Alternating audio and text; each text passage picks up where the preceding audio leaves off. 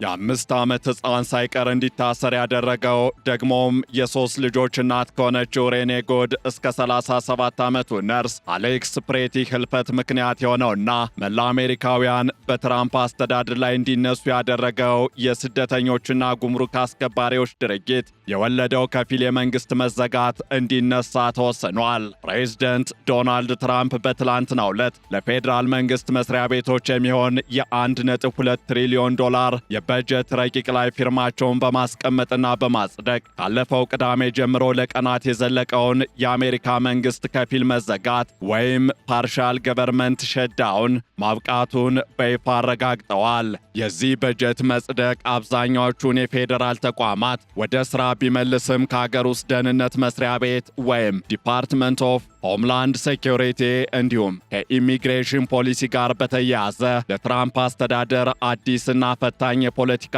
ፍልሚያ መድረክ ከፍቷል። ትራምፕ ሲማጸኗቸው የነበሩት ዲሞክራቶችና ሪፐብሊካኖች በጀቱ በከፊል እንዲጸድቅ ድምፅ ቢሰጡም በተለይም በሚኒያፖሊስ ከተማ በፌዴራል የኢሚግሬሽን ወኪሎች እጅ የተገደሉት የአሌክስ ፕሬቲና ሬኔ ጉድን ሞት ተከትሎ በዲሞክራቶች የቀረበው የ2 ሳምንት ጊዜያዊ የበጀት ገደብ በትራምፕ ላይ የቀረበ ትልቅ ማስጠንቀቂያ ሆኗል። እናም በዕለቱ የኢትዮ ዴይሊ ዓለም አቀፍ ትንታኔ ዝግጅታችን የከፊል መንግስት መዘጋት እርምጃው መነሳት ያለውን አንድምታ፣ ውሳኔው በትራምፕ አስተዳደር ላይ የከፈተውንና ያልተቋጨ ውዝግብ እንዲሁም አሜሪካውያንን ከሚኒሶታ አደባባዮች እስከ ኒውዮርክ ጎዳናዎች፣ ከሴኔት አዳራሾች እስከ ሎስ አንጀለስ የግራሚ አዋርድ መድረኮች በትራምፕ ላይ ተቃውሞዎችን እንዲያሰሙ ያደረገው የስደተኞች ቁጥጥር ጉዳይ ላይ ስለሚኖረው ተጽዕኖ እንዲሁም ተያያዥ ጉዳዮችን ልናነሳ ወደድን። ከዓለም አቀፍ የትንታኔ ዘገባ ዝግጅቱ ጋር ታሪኩ ጋሹ ነኝ።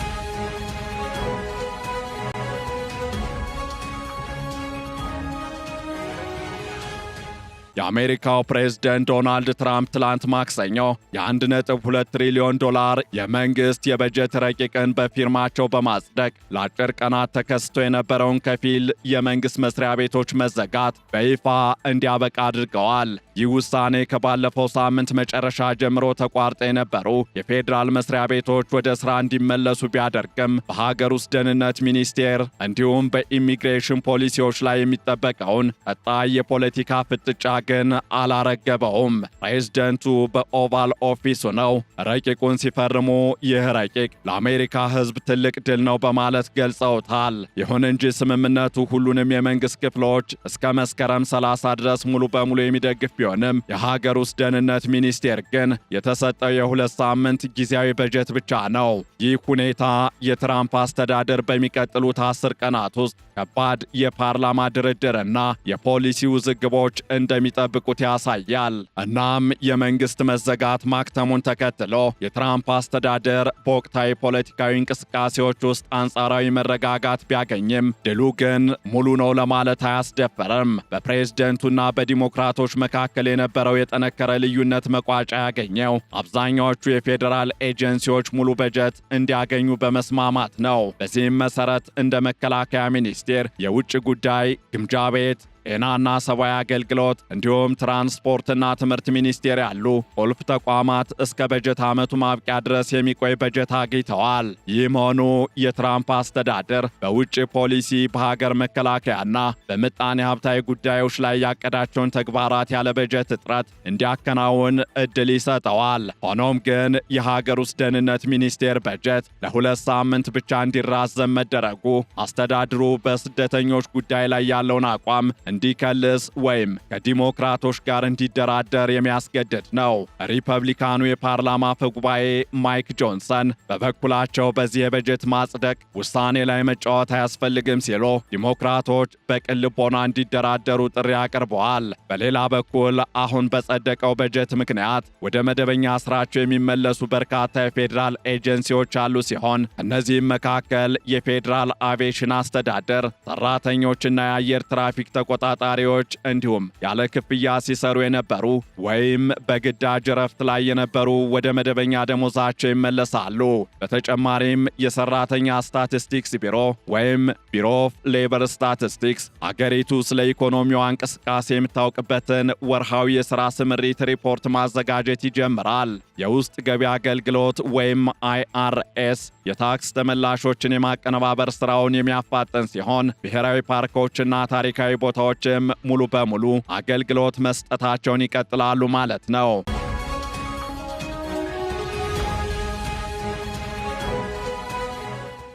የፍትህ ሚኒስቴርም በከፊል መዘጋቱ ምክንያት ተቋርጠው የነበሩ አንዳንድ የአስተዳደር ስራዎቹን ዳግም ማከናወን ይጀምራል ማለት ነው። ይሁን እንጂ በሀገር ውስጥ ደህንነት ሚኒስቴር ስር ያሉ እንደ የድንበር ጥበቃና የኢሚግሬሽንና ጉምሩክ አስከባሪ ወይም በርካቶቹ አይሲኢ አውት እያሉ ተቃውሞ ሲያሰሙበት የነበረው ተቋም እስከ ፌብሩዋሪ 13 2026 ብቻ በሚቆይ በጀት ውስጥ በመሆናቸው ቀጣይ ዕጣ ፈንታቸው በፓርላማው ድርድር ላይ የተንጠለጠለ ሆኗል። ከዚህ ጋር ተያይዞ የትራምፕ አስተዳደር ከፊቱ የሚጠብቁት ፈተናዎች ቀላል አይደሉም። ዋናው ፈተና የሚመነጨው በቅርቡ በሚኒያፖሊስ በፌዴራል መኮንኖች አማካኝነት ሁለት የአሜሪካ ዜጎች ማለትም አሌክስ ፕሬቲና ሬኔ ጉድ መገደላቸውን ተከትሎ ከመጣው ከፍተኛ ተቃውሞ ነው። ዲሞክራቶች ይህንን ክስተት እንደ መከራከሪያ በመጠቀም በኢሚግሬሽን አስከባሪዎች ላይ ጠንካራ ገደብ እንዲቀመጥ እየጠየቁ ነው። የዲሞክራቶች መሪ ሐኪም ጄፍሪስ እንደተናገሩት የስደተኛና የጉምሩክ ቁጥጥር ወይም አስከባሪ ኤጀንሲዎችና ሌሎች የሀገር ውስጥ ደህንነት ሚኒስቴር መስሪያ ቤቶች እንደ ማንኛውም የሀገር ውስጥ የሕግ አስከባሪ አካል ራሳቸውን እንዲመሩ የሚያደርግ ስር ነቀል ለውጥ ያስፈልጋል ብለዋል። ዲሞክራቶች መኮንኖቹ የሰውነት ላይ ካሜራ እንዲያደርጉ፣ ፊታቸውን የሚሸፍን ጭንብል እንዳያደርጉና ወደ ግለሰቦች መኖሪያ ቤት ሲገቡ የፍርድ ቤት ትዕዛዝ እንዲይዙ የሚጠይቁ ማሻሻያዎችን በበጀት ረቂቅ ውስጥ እንዲካተቱ ይፈልጋሉ። ይህ የትራምፕን ጠንካራ የኢሚግሬሽን ፖሊሲ የሚገዳደር በመሆኑ በሚቀጥሉት ቀናት ውስጥ በዋይት ሃውስና በኮንግረሱ መካከል ከፍተኛ ፍጥጫ መፈጠሩ አይቀሬ ሆኗል። የሀገር ውስጥ ደህንነት ሚኒስቴር ወይም ዲፓርትመንት ኦፍ ሆምላንድ ሴኪዩሪቲ ድርሻ በመንግስት መዋቅር ውስጥ እጅግ ከፍተኛ ከመሆኑም በላይ ከፖለቲካ አንጻር ትልቅ ትርጉም ያለው ተቋምም ሆኖ ይቆጠራል። ሚኒስቴር መስሪያ ቤቱ የስደተኞችና ጉምሩክ አስከባሪዎች፣ የድንበር ጥበቃ፣ የባህር ጠረፍ ጠባቂና የደህንነት አገልግሎትን ጨምሮ በርካታ ቁልፍ ኤጀንሲዎችን ይይዛል። አፈ ጉባኤ ማይክ ጆንሰን እንደገለጹት ምንም እንኳን 96 በመቶ በጀት መንግስት ቢያገኝም ቀሪው 4 በመቶ ማለትም የሀገር ውስጥ ደህንነት ሚኒስቴር የሚያገኘው በጀት ወይም እንዲመደብለት የሚጠበቀው በጀት እጅግ ወሳኝ መሆኑንም አንስተዋል። የዚህ ሚኒስቴር መስሪያ ቤት በጀት መዘግየት ሀገሪቱ ደህንነትና በድንበር ቁጥጥር ላይ ቀጥተኛ ተጽዕኖ ይኖረዋል። ዲሞክራቶች ይህንን ሚኒስቴር መስሪያ ቤት ለይተው ለአጭር ጊዜ በጀት እንዲሰጥ ያደረጉት በፕሬዝደንት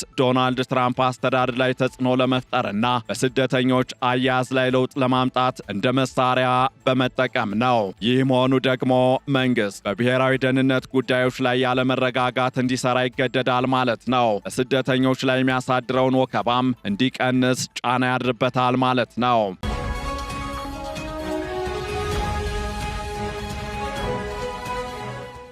እናም በተቃውሞ ምክንያት የተደረገው የመንግስት መዘጋት እርምጃ ያስከተላቸው ውጤቶች በኢኮኖሚውና በሕዝብ አገልግሎት ላይ የታዩም እንደነበሩ እየተገለጸ ይገኛል። ምንም እንኳን የአሁኑ መዘጋት ለአጭር ቀናት የቆየ ቢሆንም ከዚህ ቀደም የነበረው የ43 ቀናት መዘጋት ግን ለአሜሪካ ምጣኔ ሀብት 11 ቢሊዮን ዶላር ኪሳራ ማድረሱ ተገልጿል። አሁንም ቢሆን የሰራተኞች ደሞዝ መዘግየት፣ የታክስ ተመላሽ ስራዎች መስተጓጎልና የኢኮኖሚ መረጃዎች በወቅቱ አለመውጣት በገበያው ላይ መጠነኛ አለመረጋጋትን ፈጥሯል። በተለይም በኢሚግሬሽን ኤጀንሲዎች ውስጥ የሚሰሩ ሰራተኞች በሚቀጥሉት 2 ሳምንታት ውስጥ ምን ሊከሰት እንደሚችል ባለማወቃቸው በስራ ተነሳሽነታቸው ላይ ተጽዕኖ ሊያሳድር እንደሚችልም ይጠበቃል። የዲሞክራቶች ጥያቄ ሆነው የስደተኞችና የጉምሩክ አስከባሪዎች አሰራር መለወጥ ወይም ተቋሙን የማፍረስ ሐሳብ ደግሞ በፕሬዝደንት ዶናልድ ትራምፕ ደጋፊዎች ዘንድ እንደ ሀገር ክህደት ስደት የሚቆጠር ሲሆን ይህም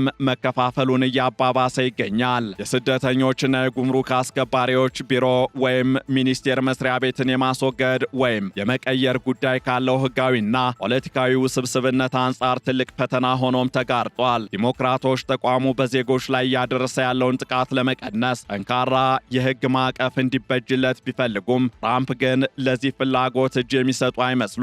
ትራምፕ በሚኒስቴር መስሪያ ቤቱ ላይ የሚነሱ ቅሬታዎችን ለመፍታት በሚኒሶታ ለሚገኙ ወኪሎች የሰውነት ላይ ካሜራ እንዲታጠቁ በማድረግ በከፊል ምላሽ የሰጡ ቢሆንም ሰፊ ማሻሻያዎችን ግን ውድቅ አድርገዋል። ፕሬዝደንቱ በቅርቡ በማህበራዊ ሚዲያ ባስተላለፉት መልእክት ሪፐብሊካኖች አንድነታቸው እንዲጠብቁና አሁን ባለው አሰራር ላይ ምንም አይነት ለውጥ እንደማይደረግ አሳስበዋል። ይህም ወደፊት ትራምፕ በስደተኞችና ጉምሩክ አስከባሪዎች ላይ ያላቸውን አቋምና አሰራር የበለጠ ለማጠናከር እንዲሁም የዲሞክራቶችን ገደብ ጥያቄ ወደ ጎን በመተው የጅምላ ስደተኛ መመለስ ስራቸውን ለማስቀጠል እንደሚንቀሳቀሱ ያሳያል። በአጠቃላይ የመንግስት መዘጋት ማብቃቱ ለትራምፕ ጊዜያዊ ፎይታ ቢሰጥም እውነተኛው የፖለቲካ ፍጥጫ ግን ገና አሁን ነው የጀመረው እየተባለ ይገኛል። በሚቀጥሉት 10 ቀናት ውስጥ በኮንግረሱ የሚደረገው ድርድር የትራምፕን አስተዳደር የኢሚግሬሽን ፖሊሲ አቅጣጫ የሚወስን ይሆናል።